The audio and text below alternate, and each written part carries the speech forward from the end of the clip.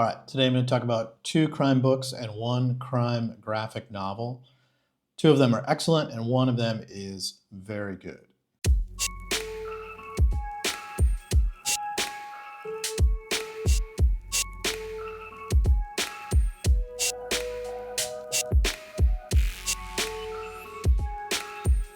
So I'm going to start with Portlands by Tod Molloy. Um, yeah, this book, absolutely loved it. Just thought it was just amazing. This is exactly what I like in a crime book. It's very, very hard boiled. It's very much a noir crime story. This is set in Toronto, and Toronto is depicted as this really harsh, decaying, industrialized city, and it's in the middle of just an absolutely brutal winter. And there's no doubt that that's pretty realistic. Um, this tells the story of William, who's our narrator, although I think he's not named until quite later in the book.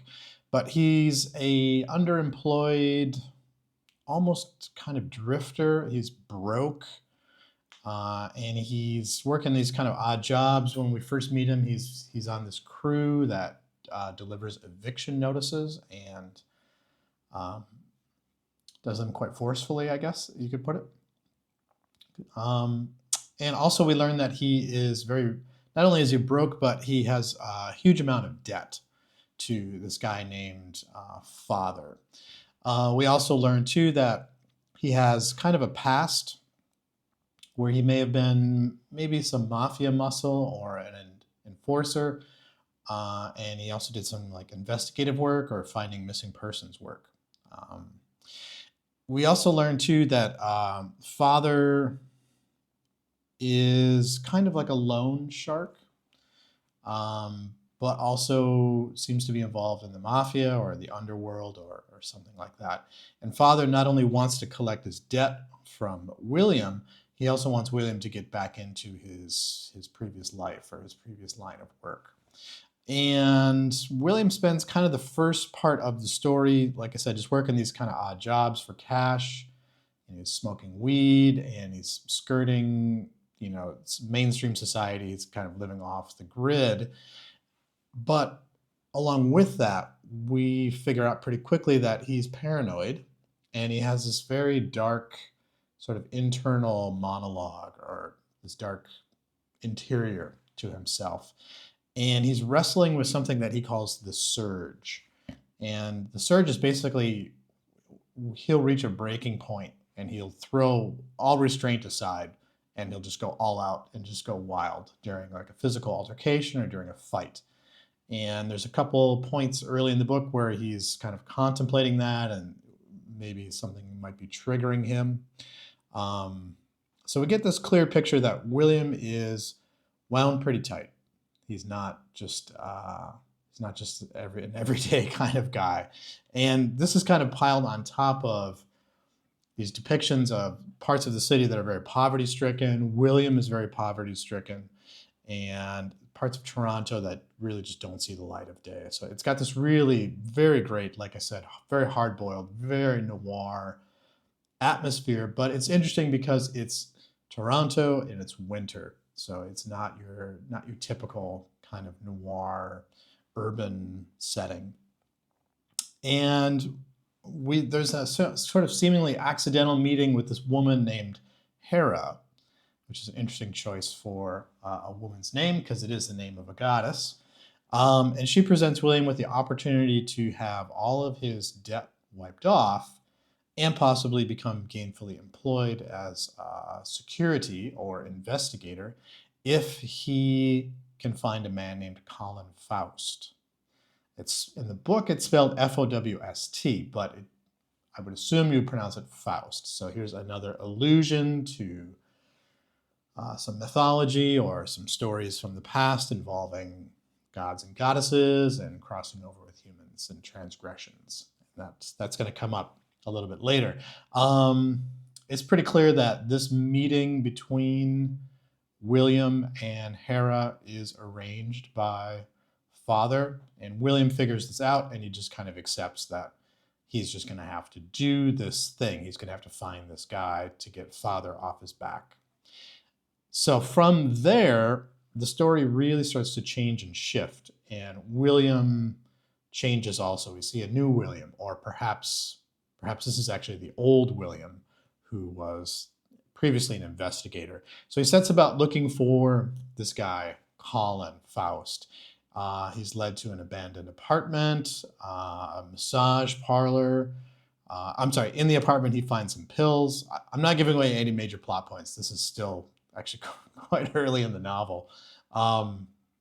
He goes to a massage parlor where he kind of learns that this is where the pills would have been sold by Colin in exchange for cash.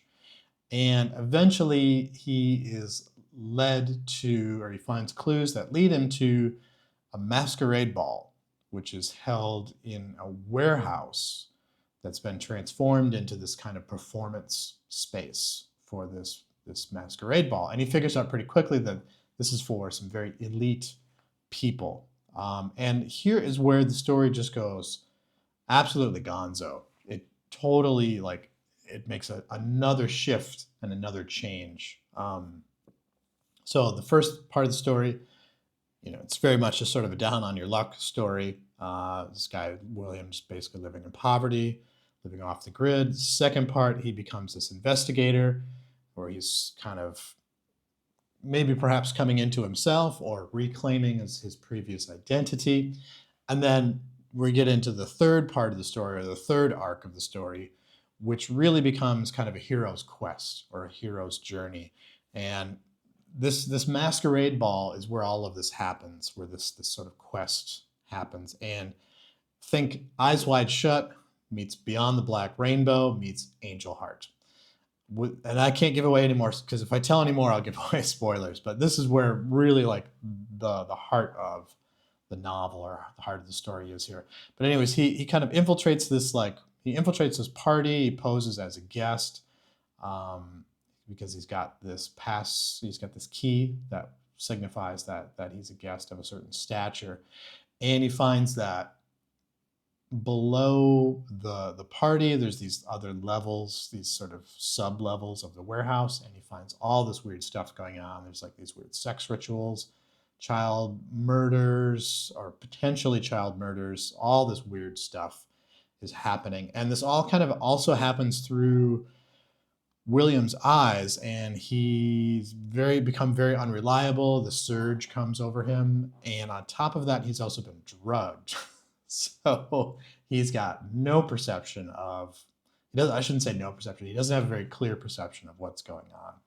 But he fights his way through this. I'm not going to give away any plot details, but it does get pretty weird, and it verges on getting extreme. There's quite a bit of violence and sex in this section of the story.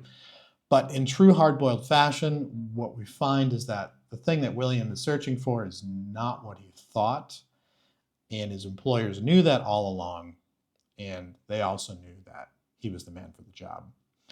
I'll leave it at that. I can't give away any more plot without spoiling it. This is a great book if you're into hard-boiled stories. I think what really drives this book is, as if the plot and all this gonzo cult stuff wasn't enough. Molloy's prose is really strong. He's a really gifted writer. He's got this incredible sense of place, and also of the certain types of people that occupy certain types of places. And he comes up, or I shouldn't say comes up with, but he uses really effective imagery that really sticks with you. And I think that's what really stood out to me, just from the very first page.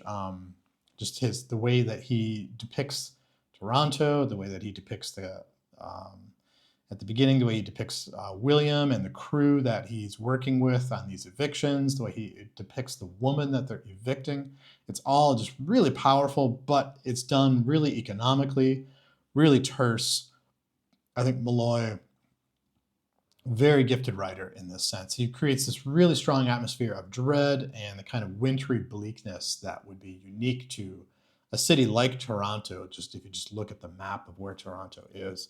Um, Also, too, like just the way that weather shapes life in a city like that.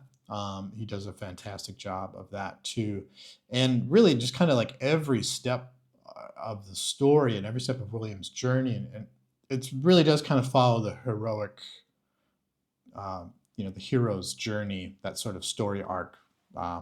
That's it's been used in countless stories, but he does it really, really well. And like I said too, like he gives his characters really memorable and often unforgiving imagery, especially when he's writing about sex and writing about violence. And he does a really good job of this. These are two things that are very hard to write about, and I think Molloy really does a fantastic job of this. I think he's got a very unique talent, and his ability to intertwine place and character is really highly commendable. And what makes it even more commendable is to be able to do that within a genre story where plot is essential, where you've got to tell a plot. You've got to get through a plot and tell a story. You can do this in literary fiction where the plot is maybe just more about ordinary life or everyday life, but with genre fiction, the plots are event driven. And so he's able to sort of really put all these things together. I think it's fantastic. It's really stuck with me, and I think for me that's a sign of a really good book is one that sticks with you. This is Molloy's first novel, and I hope it's not his last.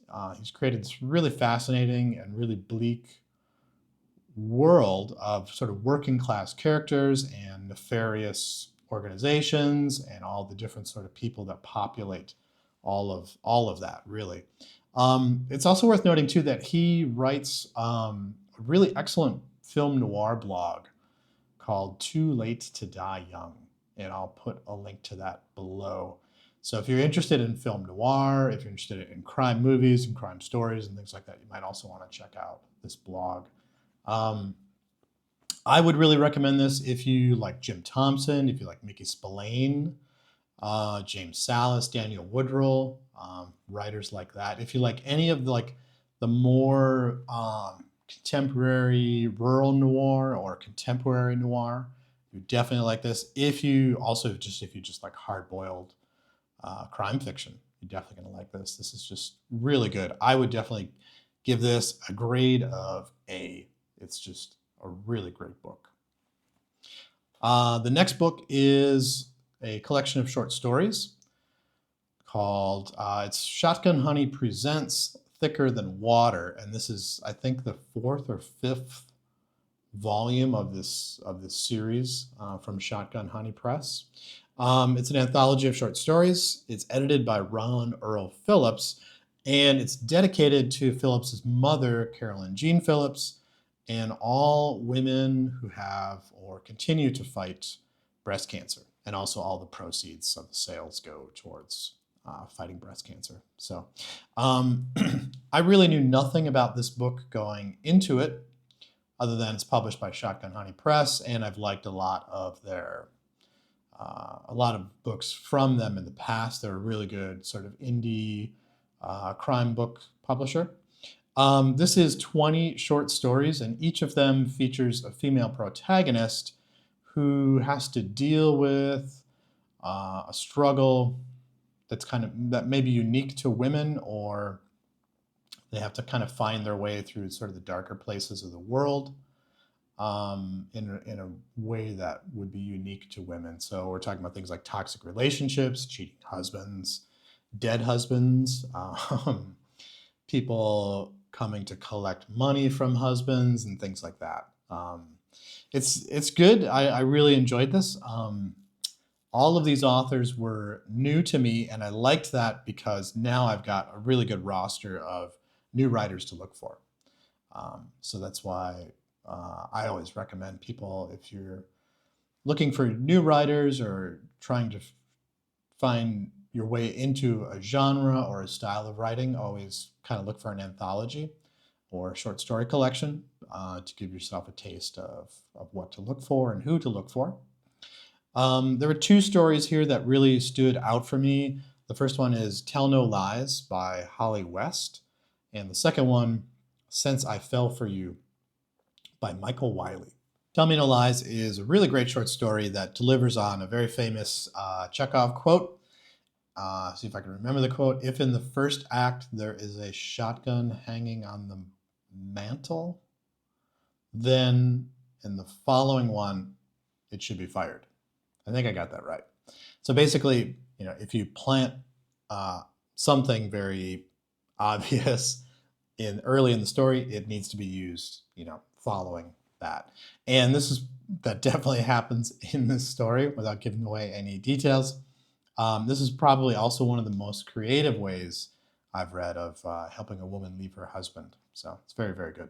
Since I Fell for You is a great story. It's a very action-packed, very adventurous story of a widow seeking revenge for her husband's death, and sort of becoming a deadly force to be reckoned with. And she goes through a pretty rapid transformation to sort of become this almost like a bounty hunter.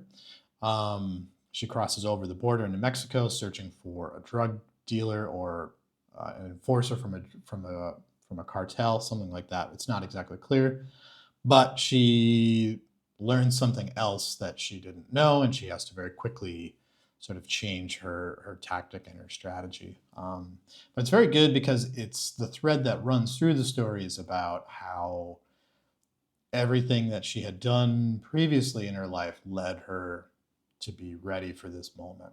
And she makes some pretty interesting links between things in her past and how she's going to use that in the present day. So it's very good, very, very good story.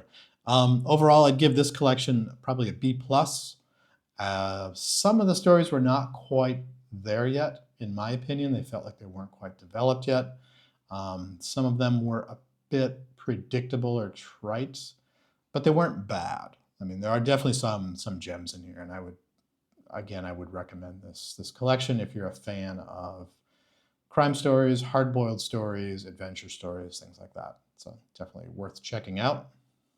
Okay, so finally we have Criminal, Volume 1, Coward, and this is the seminal graphic novel from the crime writing and the crime comic powerhouse team of Ed Brubaker and Sean Phillips. I'm a huge fan of this duo, particularly Ed Brubaker. Not to put down Sean Phillips, he's a fantastic artist, but really like Ed Brubaker's writing. I recently reviewed Kill or Be Killed and just couldn't say enough good things about it. So I went back. This is actually a reread for me, but I just wanted to go back and read some of their earlier stuff. So yeah, to give a quick rundown on the plot, this is the story of Leo, who's a professional thief, and he goes in on a heist with two crooked cops who select him to help them steal a briefcase full of diamonds, which are evidence, and this briefcase will be transported from police headquarters to the courthouse in an armored vehicle. I haven't given away any spoilers yet, so this all happens very quickly in the novel, or in the story.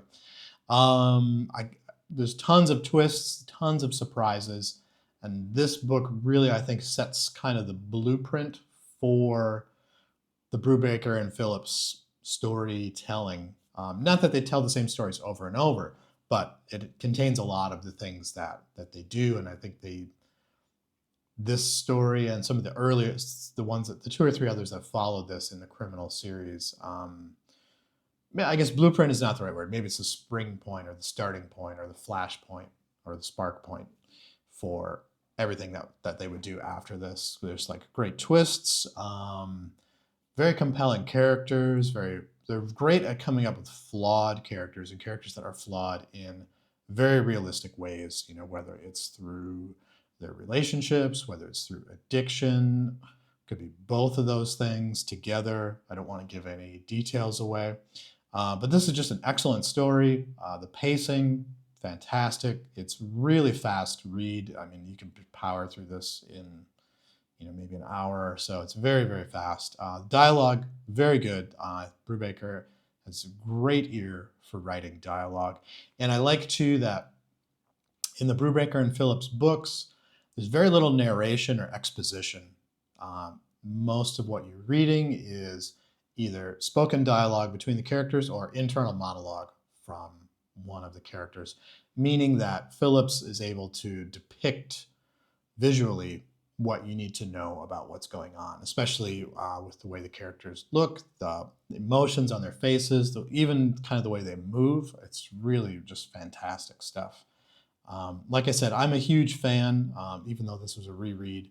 This first came out in 2006, so this has been out for close to 20 years now. And it's really, really changed indie comics. It's changed the type of comics that get published and all that stuff. So if you're looking to try graphic novels and you don't want superhero stories, I would highly recommend this. It does exactly what it says on the label. It's a graphic novel. So it's a novel that's been visually presented.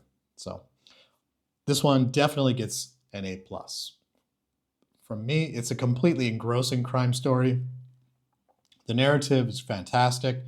Artwork, totally spot on. So just great, great, great stuff. So there you go. 3 great crime books for you. We've got Portlands by Tod Molloy, Shotgun Honey presents Thicker Than Water, and Criminal Volume 1 Coward by Ed Brubaker and Sean Phillips. If you are interested in reading crime fiction or noir, please check out my other videos, as this is a genre that I absolutely love. I read a lot of books in this genre. Got a lot more videos coming out about this kind of stuff. So if you like this, please click the like button. Please click the like button, if I can say it correctly. Please subscribe.